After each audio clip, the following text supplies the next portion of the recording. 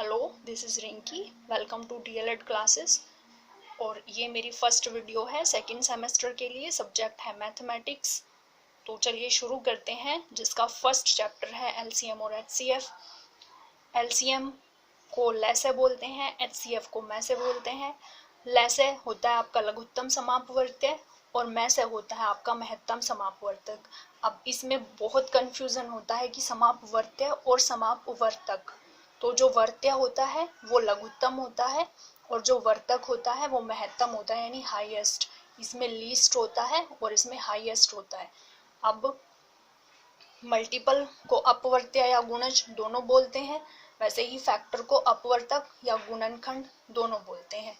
तो इसमें कंफ्यूज नहीं होना है। अपवर्त्य मतलब मल्टीपल, अपवर्तक मतलब फैक्टर। अब देखिए अपवर्त्य या गुणज क्या होता है। जैसे आपका कोई भी नंबर है, मान लीजिए 4 है, ठीक है, कोई भी नंबर ले लीजिए आप।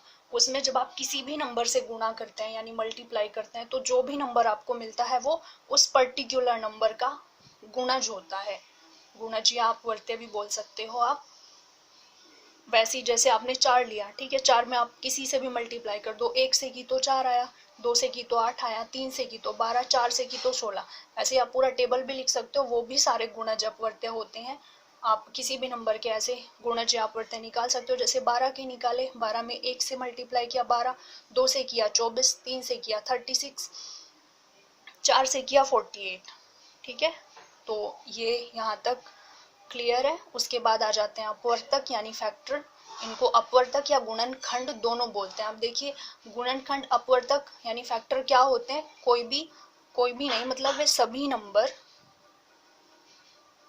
नंबर जिससे वो पर्टिकुलर नंबर डिवाइड हो जाए, ठीक है। जैसे आपका 4 हो गया, 4 किस किस से डिवाइड होगा, 1 से होगा, 2 से होगा और 4 से होगा। और कोई नंबर नहीं है जिससे 4 डिवाइड होगा, तो ये सभी इसके गुणनखंड या अपवर्तक हो गए, ठीक है। वैसे आप 8 ले लीजिए। 8 1 से डिवाइड हो जाएगा, 2 से हो जाएगा, 4 से हो जाएगा और 8 से होगा। तो ये 8 के अपवर्तक या गुणनखंड हो गए, ठीक है। अब देखिए अभाज्य गुणनखंड कौन से होते हैं। जैसे आप वो टेबल बना के फैक्टर नहीं निकालते, तो हमें 4 के देखना है ना। तो 2 से हमने डिवाइड किया, 2 दूनी 4 हो गया, फिर 2 एकम 2 हो गया, ठीक है। तो ये जो आपके 2 है ये आपके अभाज्य गुणनखंड है। अभाज्य गुणनखंड कैसे होते हैं, जो किसी और से डिवाइड ना हो। खुद के और 1 के अलावा वो किसी तीसरे नंबर से डिवाइड नहीं होते, वो आपके अभाज्य गुणनखंड होते हैं, ठीक है। या फिर अभाज्य संख्याएं भी बोल सकते हैं आप, इंग्लिश में बोलते हैं प्राइम नंबर, ठीक है। तो प्राइम नंबर या फिर अभाज्य संख्याएं वो संख्याएं होती है जो 1 और खुद के अलावा किसी और से डिवाइड नहीं होती।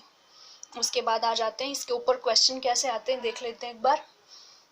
जैसे आपसे कोई भी नंबर दे देगा, 2 3 4 कुछ भी दे देगा। जैसे इसने दिया 4 और 12 के उभयनिष्ठ। उभयनिष्ठ का मतलब होता है कॉमन। अपवर्त्य बताना है आपको, यानी मल्टीपल बताना है। मल्टीपल कह लीजिए, गुणज कह लीजिए और अपवर्त्य कह लीजिए। तो हम वही 4 के गुणज लिखे हमने, 4 8 12 16 20 24। वैसे ही हमने 12 के भी गुणज लिखे, 12 24 36 और 48। फिर इसमें से देखिए कॉमन है ना पहले ही, तो हमें जो दोनों में सेम हो वही निकालने हैं। तो देखिए 12 यहाँ भी है, यहाँ भी है, 24 यहाँ पर भी है और यहाँ पर भी है। तो 12 और 24 इसके उभयनिष्ठ अपवर्त्य हो गए, यानी गुणज हो गए। आप आगे भी कितने भी नंबर लिख के बहुत सारे आ सकते हैं, आप कभी तक भी निकालते जाओ, कभी खत्म नहीं होंगे। तो आपसे आप जितने पूछे जाएं 2 4 आप उतने बता सकते हो, ठीक है। तो ये हो गए आपके गुणज यानी अपवर्त्य। अब आगे चलते हैं, आगे हैं आपके, हाँ, इसी तरह से आप कॉमन यानी उभयनिष्ठ गुणनखंड भी निकाल सकते हो। उसमें क्या करना है आपको, उसमें जैसे देखिए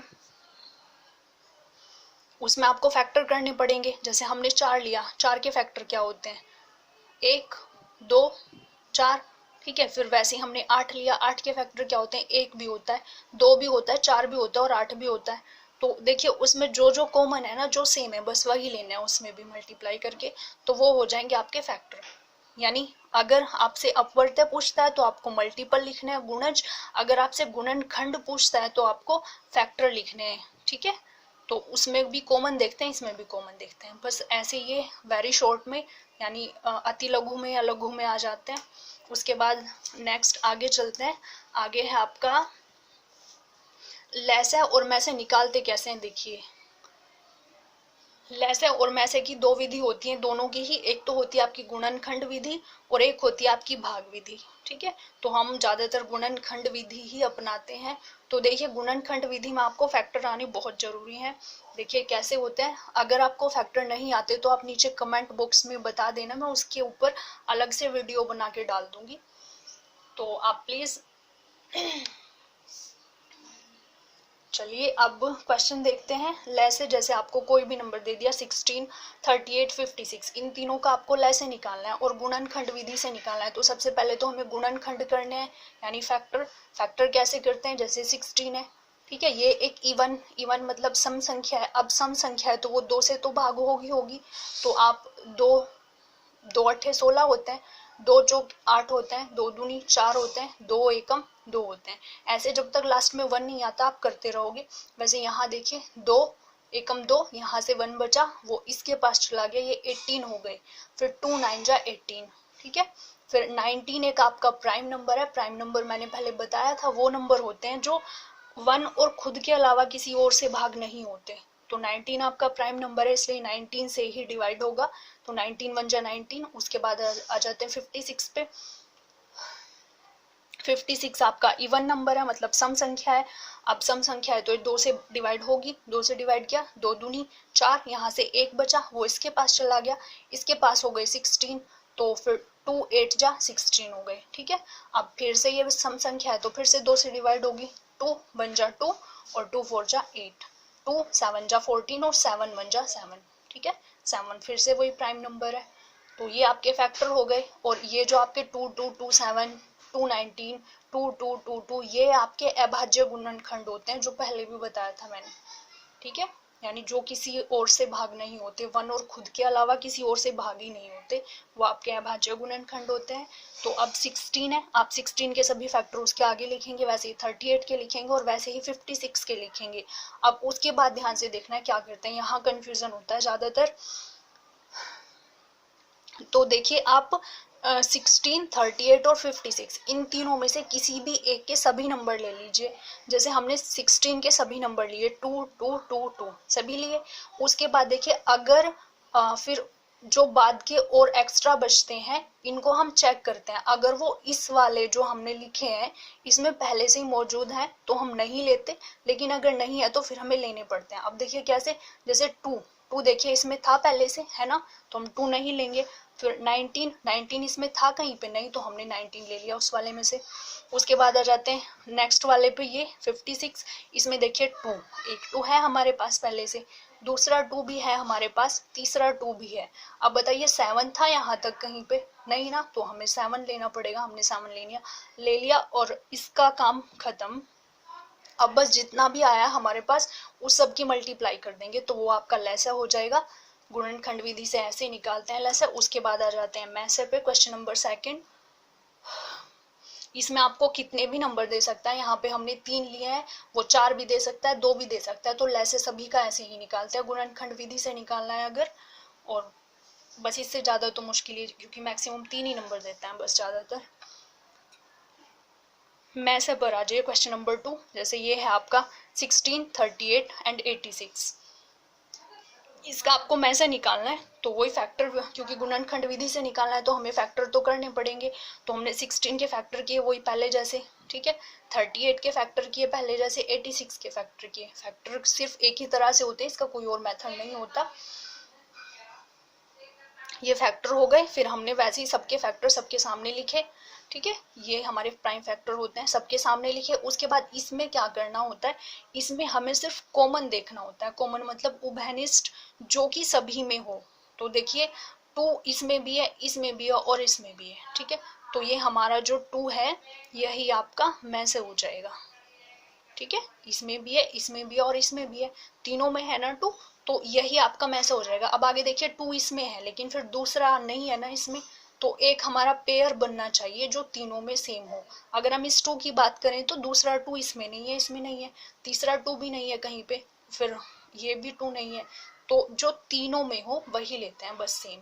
अगर 19 यहाँ पे भी होता, यहाँ पे भी होता, तब हम 19 ले लेते, लेकिन अभी सिर्फ 2 है, तो ये आपका मैसे हो गया। इसमें सिर्फ कॉमन देखते हैं जो सेम है सभी में, बस। चलिए, अब ये आपका हुआ गुणनखंड विधि से। नेक्स्ट आ जाते हैं, नेक्स्ट है आपका भाग विधि से लैसे और मैसे कैसे निकालते हैं। और मैक्सिमम जो डिजिट है आपकी वो 3 तक ही आएंगी, तो आप एक बार क्वेश्चन करके देख लें अपने आप से भी। तो मैंने तो यहाँ 2 डिजिट वाले लिए हैं, अगर आप कहेंगे तो मैं वीडियो बना दूंगी 3 वाली भी। और आप लास्ट में ये भी बताएंगे कि मैं एक्सरसाइज इसकी कंप्लीट कराऊं या फिर नहीं, क्योंकि पेपर में बहुत ज़्यादा टाइम नहीं है और सभी जितने भी चैप्टर हैं सभी कवर कराने हैं। तो आप बता देना कमेंट बॉक्स में लास्ट में जो भी है। उसके बाद चलिए अपनी क्वेश्चन पे आ जाते हैं। लैसे भाग विधि द्वारा 16, 28, 42 इनका लैसे भाग विधि से कैसे निकालते हैं। देखिए, भाग विधि से क्या करते हैं, सभी नंबर एक साथ लिखते हैं जितने भी दिए हैं उसने, 16, 28, 42। फिर हम वैसे ही इसके फैक्टर करते हैं। देखिए, ये इसमें से अगर आपको एक भी नंबर ऐसा दिख रहा है ना जो 2 से डिवाइड होता हो तो आप करोगे, ठीक है। इसमें पहले सबसे छोटा यानी लीस्ट लेते हैं, लीस्ट से ही स्टार्ट करते हैं यानी सबसे छोटे से। तो आप 2 से भाग करोगे, 2 8 जा 16, 2 1 जा 2 और 2 4 जा 8, फिर 2 2 जा 4, 2 1 जा 2, ठीक है। अब उसको भूल जाइए, अब इस वाली लाइन पे आ जाइए। 8, 14, 21 इसमें कोई ऐसा नंबर है जो 2 से डिवाइड होता है 8 और 14, तो हम करेंगे 2 4 जा 8, 2 7 जा 14। 21 नहीं होता तो इसको वैसा का वैसा ही लिखेंगे। उसके बाद आ जाते हैं नेक्स्ट लाइन पे। इसमें कोई ऐसा नंबर है जो 2 से डिवाइड होता है 4, तो हम इसको भी 2 से करेंगे, 2 2 जा 4, 7 वैसा का वैसे ही और 21 भी वैसा का वैसे ही। उसके बाद इस लाइन में भी है 2 जो 2 से डिवाइड हो जाएगा, फिर से करेंगे 2 1 जा 2, और जो नहीं होता उन्हें सेम का सेम वैसे ही लिख देंगे। उसके बाद आ जाते हैं इस वाली लाइन पे। इसमें देखिए कोई 2 से डिवाइड हो रहा है नंबर, नहीं हो रहा ना। उसके बाद 3 से चेक करते हैं, 3 से हो रहा है ना, तो 3 से करेंगे। 3 1 तो वैसा का वैसे ही लिखेंगे, 7 भी वैसा का वैसा ही लिखेंगे, और 3 7 जो 21 ये डिवाइड हो रहा है तो यहाँ पे 7 हो जाएगा। अब इस वाली लाइन पे आ जाएगा, यहाँ पे कोई 3 से डिवाइड हो रहा है, नहीं, 4 से नहीं, 5 से नहीं, 6 से नहीं, 7 से हाँ, तो ये 7, ये 1 पहले से ही था, ये 7 1 जा 7 और 7 1 जा 7। ये काम हमें तब तक करना है जब तक यहाँ पे तीनों या फिर जितने भी नंबर है यहाँ पे 1 1 1 आने चाहिए सभी। तो ये हमारा कंप्लीट। उसके बाद लैसे कैसे निकालते हैं। लैसे में क्या करते हैं, आप ऊपर से नीचे या फिर नीचे से ऊपर, जैसे आपका मन करे आप वैसे मल्टीप्लाई करके लिखेंगे और उनके मल्टीप्लाई कर देंगे, बस यही आपका लैसे होगा भाग विधि से। यहाँ तक क्लियर है। चलिए आगे चलते हैं। सेकंड क्वेश्चन इसका भाग विधि द्वारा कैसे करते हैं, मैसे कैसे निकालते हैं। जैसे आपके कितने भी 2 3 4 कितने भी नंबर दे, 2 भी दे सकता है, अगर शॉर्ट में आता है तो 2 भी दे सकता है, कई बार वेरी शॉर्ट में भी दे देगा 2 नंबर। तो जैसे आपका 12 34 48 ये 3 नंबर है हमारे पास। तो सबसे पहले हम क्या करते हैं, सबसे छोटा ये 12 है, फिर 34 है, इन दोनों को लेते हैं जो छोटे छोटे हैं। आप 12 से 34 को डिवाइड करते हैं, किया 12 2 जा 24, 2 जा चली। उसके बाद जो भी आपका रिमाइंडर बचता है यानी जो शेष फल है उससे हम फिर से डिवाइड करते हैं 12 को, ठीक है। अब आगे, ठीक है, रिमाइंडर से हम फिर से इसको 12 को डिवाइड करेंगे, तो 1 जा चली 10। अब देखिए फिर से रिमाइंडर बचा, अब इस वाले रिमाइंडर से हम 10 को डिवाइड करेंगे, फिर 10 से डिवाइड किया। अब देखिए इस बार पूरा पूरा डिवाइड हो गया। तो ये काम हमें तब तक करना है जब तक पूरा पूरा डिवाइड नहीं हो जाता, ठीक है। वैसे ही जैसे ये रिमाइंडर बचा 10, हमने यहाँ से 12 लिया,